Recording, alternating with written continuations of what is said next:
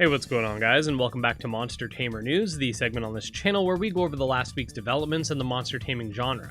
Now, this week we've got a few things going on, including the confirmation of some sort of deal between Sony and the Palworld brand, the release of Yaoling Mythical Journey, some news regarding Nexomon 3 and its summoning system, and more. So as per the usual, sit back, relax, subscribe for more monster taming content, and let's dive in.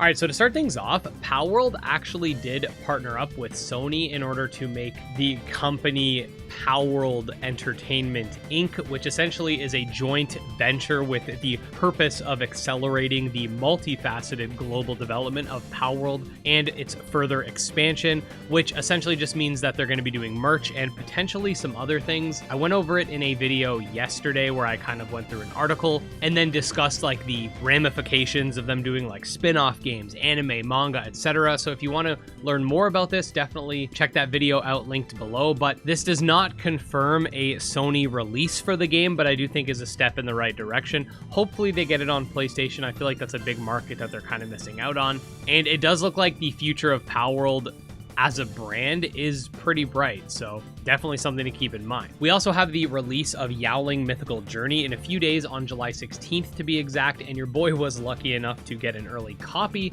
from the developers, so expect some content on the release date to celebrate. I'm pretty excited to dive into it, and when it does pop, make sure to stay tuned for the coverage. The game's an open world auto-battling RPG with over 300 yokai to collect, so it's looking pretty good. Next, we got some interesting information regarding how the summoning system will work in Nexomon 3.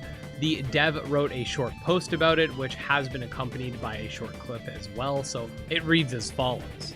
I'd like to slowly creep into battles through a series of seemingly unrelated devlogs. Today we're discussing how you can summon Nexomon on the go. Your reserve is shown on the top right, and you can navigate it with a shortcut, then summon with R3. Recalling works by targeting and then pressing another key. We'll discuss targeting later, but it's practically the same as Elden Ring. You can summon while moving. The game is pretty unceremonious about it to avoid slowing things down. We haven't really set any limits at the moment. I'm thinking around 3 or 4 active members in the overworld would be fine, with an increase for particular bosses. This does raise a few concerns regarding balancing of wild battles, but I'd say you won't find a completely isolated single Nexomon often, and other wild foes can join in the middle of engagement, so it's a thing we'll have to touch on when discussing battles later. Your active members will follow you, but we need to make it more natural. For example, I'd expect kittens to run beside the player, but birds should fly only if far away and then walk beside when close. I've had issues considering whether Nexomon should actually follow the player in a snappier way. For example, Pikmin feels very organized. And no, we haven't really figured out what to do with giant Nexomon in enclosed spaces. Something doesn't feel right about disabling them from battling, and somehow shrinking them feels worse. Maybe it's largely a matter of level design to almost always have room for them, but I don't want to end up looking like wow. So yeah, overall pretty interesting stuff. I am excited to see how they go about things, so we'll have to stay tuned. Next, we got some smaller updates that don't require a lengthy explanation, aka our rapid fire news. So first of all, we got confirmation that Monster Hunter Stories 2 has officially sold over 2 million copies, which is nice to see. The Thaumaturge received a bug fix and quality of life patch. Speaking of Nexomon, we got a new Nexomon for Nexomon 3, a new Beastie for Beastie Ball, a look at hit indication for Kindred Fates. Here we get a look at a new fusion monster for Myth Caller the Nightmare Shaman.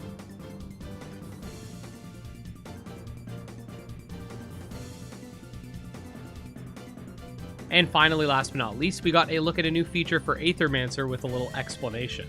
Let's check it out. Introducing one of the things you can find when playing our game Aethermancer that help you during your run. Aether Springs are cracks in the environment where pure Aether bursts forth from the fabric of reality. As Aethermancer, you are able to harness that Aether and use it to gain a boon for the entire run.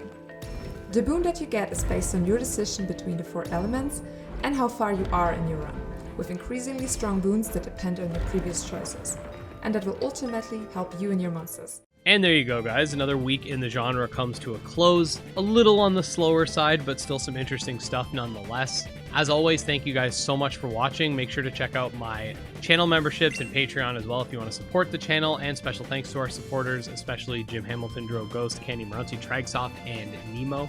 And I'll see you next time. Peace.